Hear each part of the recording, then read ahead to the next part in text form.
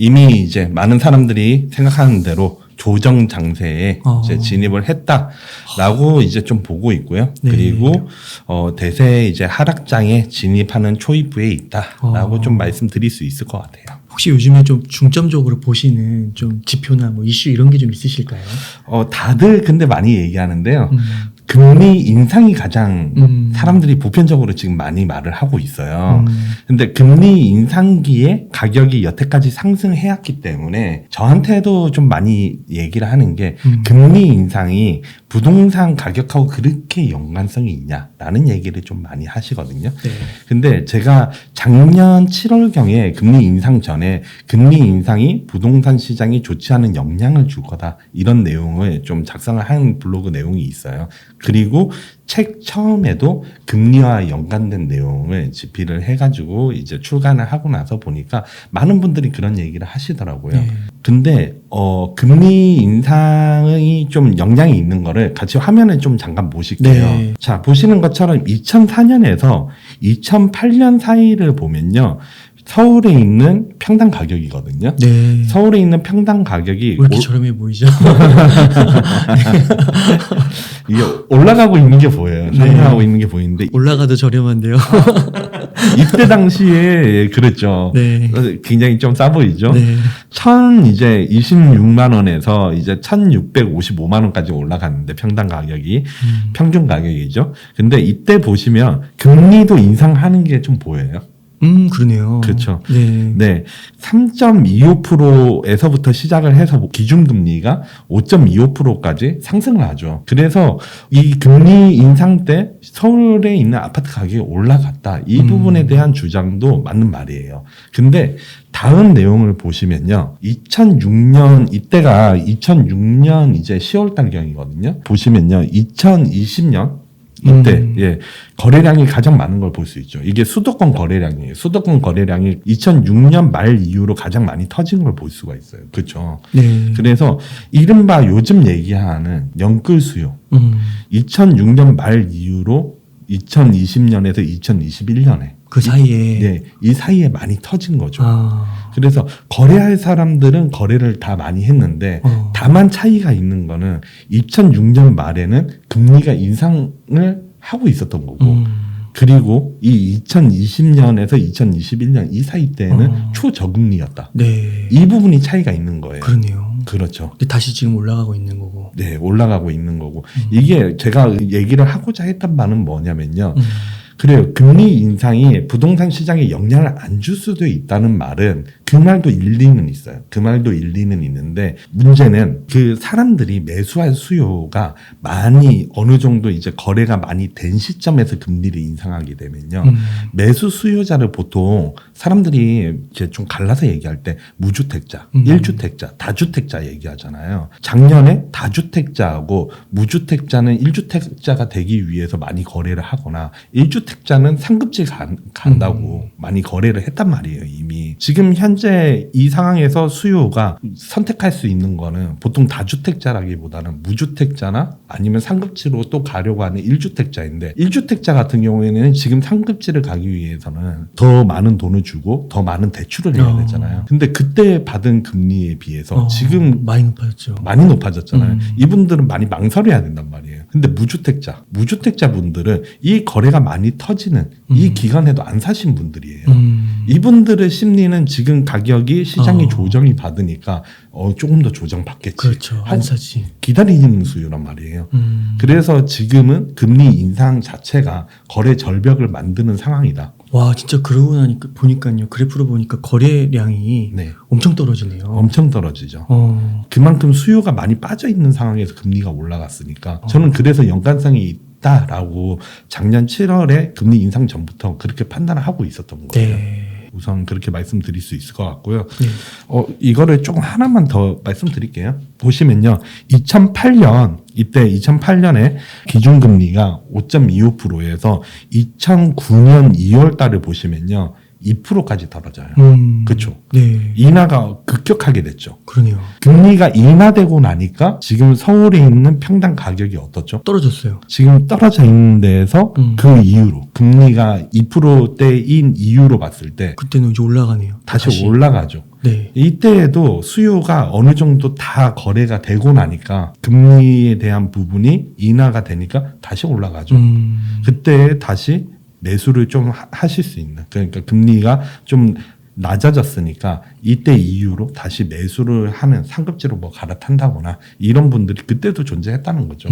그러니까 이게 금리 인상이 되더라도 수요가 있으면 올라갈 수 있다라는 거네요. 네, 예. 근데 이제 수요가 한번 팍 터지면 금리가 뭐 높든 낮든 어차피 이제 수요가 없으니까 네. 그때 이제 집값이 떨어질 수 있는 거고. 네, 예. 지금은 수요가 없는 상황에서 금리가 인상됐으니까 더 안 좋네요. 최악이네요, 어떻게 보면. 그렇죠. 지금 최악인 거죠. 네, 그래서 현재로서는 가장 중요한 지표 중 하나로 저는 판단하고 있어요. 거래량과 금리. 네. 네. 이때 지금 보시면 2009년에서 금리가 인하됐다가 다시 그 서울의 평당 가격이 올라가잖아요. 서울의 평당 가격이 올라가고 나서 다시 가격이 떨어져요. 지금 보면요. 근데 지금 현재를 보면 저평가, 니치고에서 보는 이제 중요한 지수 중에서 저평가 지수라는 게 있고, 그리고 주택 구매력 지수가 있는데, 이게 지금 대출을 상환할 수 있는 능력도 너무 안 좋고, 저평가 지수도 과거 대비해서는 가장 고평가되어 있다고 지금 나타나고 있어요. 그만큼 이제 매수를 할 수 있는 수요가 지금은 매우 좀 적은 시기인데, 이 상황에서 금리가 인하가 된다고 하면, 그러면 조금 더 매수할 수 있는 수요는 생길 수 있겠지만, 이것도 과거와 좀 동일하게 어느 정도 수요가 많이 감소를 했기 때문에 더 가격이 올라간다라고 판단하기보다는 좀 계속해서 조정 강세가 이어질 것 같다라는 게 제 의견이고요. 근데 많은 혹자들은 많이 얘기하는 게 잠시 쉬어가는 단계다라고 많이 말씀하시거든요. 그 부분에 대한 가능성도 저는 살짝은 열어둔 게, 금리가 만약에 지금은 인하할 가능성이 없지만 만약에라도 내년 상반기 경에 또 금리가 인하된다라고 하면, 그러면 과거와 비슷하게 다시 한번 상승할 수도 있겠다. 저는 이렇게는 좀 가능성을 열어는 두고 있어요. 물론 열어두고 있는데요. 근데 이게 지금 장기화된다. 현재 이 상황이 변수가 없이 장기화된다. 그러면 1년에서 뭐 많게는 2년 동안에 계속 이 상황이 장기화된다라고 하면, 저는 금리가 그 이후에 인하되더라도 다시 가격이 올라간다, 이렇게 바라보지는 않고 있어요. 계속해서 좀 하락세가 이어질 가능성이 크다. 그때는 심리, 네, 사람들이 생각하는 수요에 대한 심리가 계속해서 가격이 낮게 해야지만 거래가 되는 거고, 이게 어느 정도 장기화가 됐기 때문에 그때 금리를 낮춘다고 해가지고는 이 시장을 판도로 바꿀 수 없을 것 같다. 저는 이렇게 좀 생각하고 있어요. 그 심리가 금리를 압도하는 이제 그렇게 되는 거네. 이게 기간이 길어지다 보면은. 네, 예. 네. 그러면은 진짜 좀 앞으로는 이게 뭔가, 물론 그런 좀 변수가 생길 수도 있긴 하겠지만, 정말 상승을 하고, 네. 뭐 진짜 뭐 대세 상승이라고 한 이런 거는 다시를 좀 보기는 좀 어려울 것 같네요. 네, 확실히. 현실은 그렇습니다. 네. 그리고 또 하나 팀장님 좀 여쭤보고 싶은 게, 네. 이런 기사가 있었고 좀 이슈가 됐던 것 같아요. 임대차 3법 때문에 7월과 8월에 전세 대란이 올 것이다. 근데 지금 보면은 좀 아닌 것 같기도 하고요. 네. 좀 어떻게 보고 계신지 궁금해요. 자, 단도직입적으로 딱 한마디로 요약할게요. 2020년 이제 7월 달에 임대차 3법이 시행됐어요. 2020년 12월 달까지 전세 가격이 비정상적으로 상승했거든요. 엄청 올랐죠, 진짜. 네. 그때 이미 전세 가격이 다 반영됐다. 그래서 전세 대란 지금 없을 거다. 저는 이렇게 말씀드릴 수 있을 것 같아요. 한마디로 요약하면요. 네. 그 방금 말씀 주신 이 기사 내용이 작년 하반기 때 굉장히 많았던 맞아요. 내용이에요. 네. 그러면 제 주변에서도 많이 얘기를 했겠죠. 왜냐? 저는 책을 좀 집필하고 있는 과정에서 서울시장이 지금 좀 위태위태해 보인다. 내가 봤을 때는 지금 매도를 차라리 내놓는 거는 괜찮을 수 있다. 다음에 더 좋은 곳을 가기 위한 과정이라고 하면, 말씀을 드렸을 때 딱 그 얘기를 많이 하셨어요. 그 임대차 3법의 주요 이슈는 이거죠. 지금 봤을 때 첫 번째는 그 2020년 7월 달에 시행이 됐으니까 2022년이 이제 갱신 청구권을 사용을 하신 분들은 이제 나가셔야 되거나 아니면 전세 가격을 올려서 계약을 해야 되는 상황이에요. 그렇죠. 거기서 더 올리는 거죠. 그렇죠. 근데 여기에서 수요 공급이 부동산 시장에서 중요하잖아요. 근데 공급이 매우 부족한 상태예요. 서울 같은 경우에 특히. 그래서 전세에 대한 공급도 부족한데 이제 갱신 청구권이 도래하신 분들은 전세 가격을 올려야 되고 공급은 부족하니까 전세 가격이 당연히 올라간다. 그렇죠? 그게 또 매매가를 밀어 올린다. 이게 주요했던 그 주장이었어요. 맞아요, 내용을 맞아요. 보자고 하면요. 네. 근데 2015년 3월달경인 거예요. 3월달이 가장 10년 동안에 전월 대비 전세 가격 상승률이 높았었던 시기인데요. 이때가 2.38% 정도 상승했어요. 근데 2020년 11월 달에 전세 가격 상승률이 전월 대비해서 4.4% 이상 올랐어요. 그러니까 이거는 우리나라 역사적으로 통틀어서 가장 상승률이 높았어요. 전세에 대한 상승률이요. 그러니까 제가 아까 말씀드렸던 비정상적이라고 말씀드릴 수 있는 거는 이게 인위적으로 굉장히 전세 가격이 많이 밀어 올렸다는 얘기거든요. 그래서 전세 자체로서는 사실 전세입자 입장에서는 그 전세 가격이 올라간 게 당연히 안 좋죠. 근데 전세 공급이 부족하고 매매 가격이 올라가니까 자연스럽게 전세 가격이 올라가는 구조로 되어 있는데 어느 정도 선에서 이제 좀 전세 가격이 올라가는 거는 용납이 되는데 당연히 세입자분 입장에서도 근데 그 당시에 임대차 3법으로 인해서 공급이 너무나 안 그래도 부족해서 2020년 5월 달에도 전세 가격이 계속 상승하고 있는 과정에서 그거를 임대차 3법을 실행을 시켜버렸으니까 전세에 대한 공급 그리고 임대인 분들도 월세로 그냥 내놓고 말지 뭐하러 전세로 그럼 내놓냐 이런 이제 내용이 겹쳐버리면서 전세 공급이 부족해지니까 비정상적으로 상승해버리고 전세 가격이 그래서 지금 현재 상황에서 도래해서 봤을 때는 이미 그 비정상적인 가격이 정상인 가격처럼 이미 통용으로 생각을 하고 있단 말이에요. 임대인 분들은.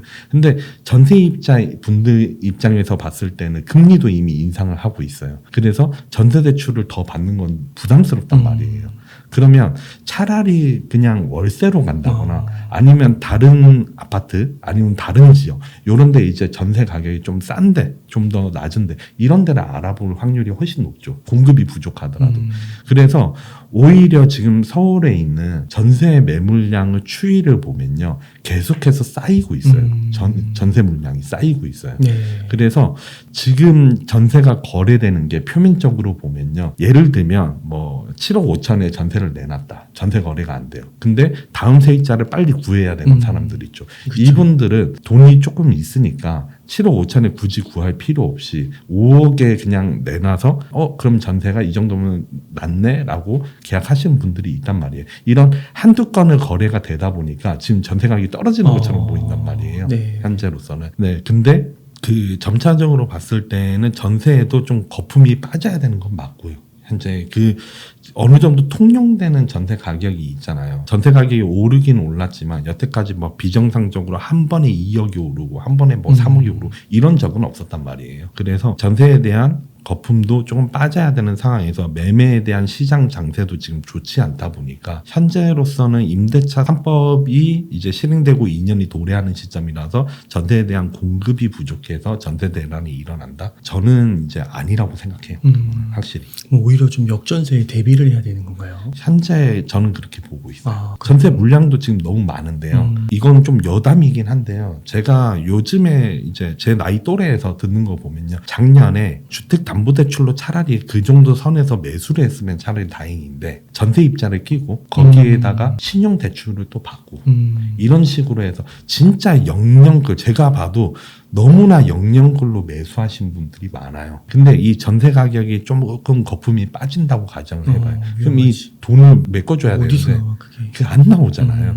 굉장히 위태위태한 상황이라는 거죠. 제가 봐도. 네, 쉽지는 않다. 현재 봤을 때 이런 생각이 들고요. 그래서도 경매가 나중에는 좀 많이 나오지 않을까 이런 생각이 듭니다.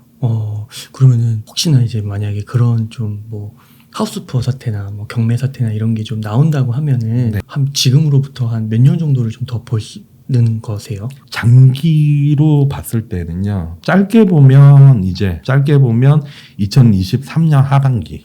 진짜 짧게 보면요. 근데 길게 보면 2025년. 이때에는 경매에 대한 물건들이 많이 나오지 않을까. 그 실제로 지금은 조금 뭐 되게 소수 케이스이긴 한데 서울에서도 그 경매가가 조금 이렇게 그 90%인가 거기에 이렇게 낙찰되는 사례가 좀 나오고 막 그런다고 하더라고요. 네. 경매 경쟁률이 좀 낮아지고. 네. 그래서 그 혹시 경매도 해보셨나요, 팀장님? 저는 솔직하게 말씀드릴게요. 네. 전 경매 한 번도 안 해봤어요. 네. 저는 경매 한 번도 안 해봤고요. 네. 그 이유가 있는데요. 네. 2010년, 11년쯤에 제가 공인중개사를 취득했거든요. 근데 이때가 이제 시장 장세가 그렇게 좋지는 않은 상황이었죠. 이때 중개사로 좀 취업을 할까? 차라리 사무소를 이제 차라리 실장으로 들어갈까? 이런 생각도 했는데요. 제가 이제 중개사를 취득을 하면서 예시당초에 그냥 부동산 쪽으로 진로를 이제 생각해야지 하고 취업을 할까? 아니면 직접 사무실을 차리는 걸 한번 스타트를 해볼까? 이런 고민을 하고 있었어요. 근데 어머니께서 이제 중개업을 하시다 보니까 인근에 그 경매를 전문으로 하는 중개사무소가 정말 많았거든요. 근데 이때 경매가 나름대로 그때도 시장이 안 좋았으니까 많이 나올 거잖아요. 근데 경매를 전문으로 하는 중개사 사장님들이 꽤 폐업을 하는 걸 많이 봤어요. 그래서 되게 위험하다. 라는 생각을 그때 좀 많이 했었거든요. 지금은 아닌데요. 이게 잘 알고 하면 되는데 이게 제가 그때 이제 그 생각을 가졌던 게 꽤 장기간 가지고 있다가 최근에 많이 깼어요. 저도 많이 깼는데 경매는 이런 게 있죠. 경매는 잘하면 정말 도움이 많이 된다라고 저도 생각해요. 제가 중개사를 취득하면서 이론적으로 한 거나 아니면 일을 하면서 나라장터에서 이제 유사하게 그 경매와 비슷한 거를 저도 이제 그걸 그 자산관리에 대한 수주를 해야 되니까 하면서 많이 시스템을 보기는 했는데 경매는 잘하면 정말 득이 되는데 잘못해서 한번 삐 끝나면 원래 잘했던 것도 망가질 수 있는 상황이 너무 많더라고요. 쉽게 말하면. 그래서 경매를 하는 데 있어서는 저는 이제 이렇게 생각해요. 내가 잘 인지를 하고 시스템을 잘 이해를 해서 정말 괜찮은 물건을 잘 보고 매수를 하는 거는 너무나 탁월한 선택이다. 너무 좋은 것 같다. 이렇게 생각을 하고요. 다만 경매 역시도 너무 무리해서 이것저것 도움이 된다고 생각하면 너무 이렇게 경매에 대해서 좀 낙찰을 받는 거 이런 거는 좀 지양해야 되지 않나 이렇게 생각을 하고 있습니다. 경매도 진짜 그 감정평가 그 금액보다도 막 한 120% 130%까지 막 낙찰받는 분들도 많으시더라고요. 네. 그러니까 그런 것들은 진짜 뭐 상승기 때는 괜찮을 수 있는데 잘못하다가는 큰 손해를 또 입을 수 있지 않을까. 경매로도 이게 명도에 대한 문제 때문에 명도도 그렇고. 네. 그 싸다고 막상 낙찰 받았는데 명도에 대한 부분은 본인은 이제 한 5번 6번 낙찰 받아봤으니까 정말 잘 안다고 생각하고 명도에 대한 부분도 다 분석을 해가지고 이게 낙찰을 받았는데 알고 보니까 이 전세입자랑 원래 소유주하고 또 알고 있었던 가격이었던 거죠. 가격이 지금 뭐 갑작스럽게 빠르게 하락한다 이렇게 얘기하기는 참 어려운 것 같아요. 지금 시장은 보합세에서 약보합세 정도의 수준을 유지는 할 거라고 보이고요. 다만 진짜 빠르게 간다. 그러면 저는 그 인터뷰 내용에서도 변함은 없는데 4분기 아니면 내년 상반기 이때부터 사람들 심리가 예를 들어서 사람들 심리가 낮게 거래되는 물건이 거래가 조금씩 되고 그리고 이 물건들 가격이 사람들이 받아들일 수 있을 때 이렇게 해야지만 거래가 되는구나 이렇게 낮춰야지만 거래가 되는구나 이거보다 조금 더 낮춰야지 거래가 될까 이렇게 하면서 이게 각각의 단지마다 보편적으로 사람들이 생각할 수 있는 시점 이때부터가 본격적으로 하락이 가파르게 나오는 시점이 되는 거지 지금으로 봐서는 가격이 엄청나게 빠르게 하락할 거다 이렇게 얘기하기는 참 어려운 것 같아요. 그러면 2023년 상반기 네. 1월에서 6월 사이 그때부터는 이제 좀 빠지기 시작하면은 네. 조금 이제 그 보편적인 그런 정서가 만들어졌다고 봐야 되는 건가요? 그렇겠죠. 예. 그러면은 그때는 대강 그러면 속도가 어느 정도가 되는 거예요? 그렇다고 해서 이제 굉장히 빠르게 뭐 이렇게 막 떨어진다라고 저는 생각하지는 않고요. 이게 그 내놓는 사람도 가격을 계속 낮추겠지만 계속 가격을 만약에 낮추게 되면요 매수하는 사람도 생각을 해야 되잖아요. 매수하시는 분들은 좀 더 가격이 내려가겠지. 음. 좀 더 내려가겠지. 이러고 또 안 사시는 분들도 꽤 되신단 말이에요. 그리고 내 물건이 팔려야 되는데 내 물건도 우선 안 팔리는 분들도 꽤 되시니까 이게 그 표면적으로 이게 봤을 때 뭐 엄청나게 빠르게 계속해서 내려갈 거다 이렇게보다는 거래가 한두 건 이런 식으로 해서 거래가 조금씩 이렇게 되는 이런 상황일 거라고 보고요. 그렇게 해서 계속 좀 장기화될 가능성이 저는 있어 보여요. 현재로서는. 그래서 사람들이 내 이 가격이면 우선은 매수를 할까 그냥 내 이제 결혼도 해야 되고 그리고 아니면 내 자녀 때문에 여기 이사를 가야 되는데 지금 대출도 많이 완화됐고 그리고 이 정도면 뭐 투자보다는 더 안 떨어졌으면 좋겠는데 약간 이런 게 만연할 때 그리고 주변에서는 지금은 서울 무조건 사야 돼. 서울 가격이 안 떨어질 거야. 무조건 올라갈 거야. 저 줍줍인 쟤는 하락론자야. 저희 얘기 믿으면 안 돼. 이렇게 이제 그 얘기를 하고 있지만 보편적으로 주변에 있는 분들이 서울은 투자 가치 없어. 더 하락할 거야. 와, 그 정도까지 말이 나올 때가 있어요. 저는 제가 매수할 때 제가 부동산 회사를 다녔거든요. 부동산 회사가 작은 회사도 아니에요. 규모가 800명 이상인 회사에 다녔었는데 제가 매수한다고 했을 때 보편적으로 부동산 회사에서 네, 보편적으로 2018년에 가격이 떨어질 테니까 그때 사라. 이렇게 얘기하시는 분들이 100에 90 이상이었어요. 거의 없었다고 봐야죠. 와, 2018년이면 그때도 괜찮은 가격인데요. 17년, 18년. 그렇죠. 제가 2016년에 서대문에 있는 집을 매수했었거든요. 그때 네. 2016년에 산다고 했을 때 2018년에 사라고? 네. 그게 보편적인 상황이 돼야지 심리가 안정화됐다고 저는 생각을 해요.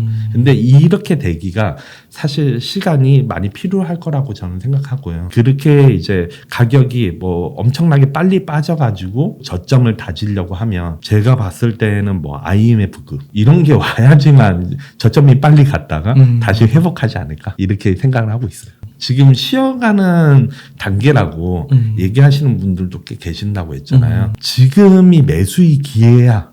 라고 지금 얘기하시는 분들도 꽤 되신단 말이에요. 주변에서 아무도 사지 말라고 할 때에는 내 심리도 똑같아요. 내 심리도 이거를 사야 돼? 하지만 내가 그냥 모르겠다. 그냥 이거 집을 사고 10년 동안에 예를 들면 10년 동안에 그냥 뭐 한 1억만 올랐으면 좋겠다. 그리고 떨어지지는 않았으면 좋겠다. 진짜 살까 말까 고민하는 이 시기는요. 다른 사람들도 똑같아요. 사야 된다라고 생각 안 하는 시기란 말이에요. 사실은. 근데 지금은 그렇죠. 지금은 이제 그 시기 오면 무조건 사야지. 근데 예전에 2006년에서 2007년도에 대학교를 다니고 있었는데 그때 당시에 이제 어머니께서 중기업을 하셨었어요. 그러니까 많은 사람들을 만나봤겠죠. 당시에. 왜냐하면 제가 그때도 고등학교 때부터 이제 도배라든가 아니면 장판 이거 하는 거라든가 청소라든가 이런 거 하고 다녔었거든요. 어머니 도와드린다고. 그래서 2006년에서 2007년도에 사람들 만날 때 중개사무소에 이제 심심하면 놀러 가니까 대학생이 1학년 때 또 할 거 없으면 방학 때 어머니께서 아르바이트나 해라 하면 또 가서 이제 일을 하면서 보면 지금 상황이랑 거의 비슷했어요. 무조건 지금 사야지. 이게 너무 팽배했단 말이에요. 근데 사람들이 다시는 가격이 떨어지지 않을 거야. 이렇게 얘기는 하지만 내심은 알고 있단 말이에요. 어느 정도 조정받고 또 올라가는 시기가 있고 또 조정받고 올라가는 시기가 있고 여태까지 서울에 있는 부동산이 가격이 떨어진 적이 없다. 맞는 말이에요. 틀리지는 않았죠. 당연히 인플레이션도 있고 그리고 소득이나 물가도 다 올랐는데 당연히 있는데 그 사이에서는 가격이 조정받는 시기가 있었고 올라가는 시기가 있었는데 지금은 아무래도 조정세에 있는 시기이기 때문에 그래서 지금 상황에서는 하락세에 대한 부분을 사실 좀 논하기에도 얘기를 하자면 언제까지 떨어질 거다 이렇게 얘기하는 것도 너무 앞서서 얘기하는 것 같고요. 다만 장기적으로 이 떨어지는 상황 속에서 내가 바라보는 이 시점이 사람들이 보편적으로 우리는 이렇게 데이터나 이런 것들을 일반적으로 사람들이 일을 하면서 보기는 어렵잖아요. 그리고 이해하는 것도 좀 어렵고 그래서 보편적으로 이런 상황이 도래했을 때는 매수하는 거를 좀 고려해보는 게 어떻겠냐라는 입장에서 말씀드린 거예요.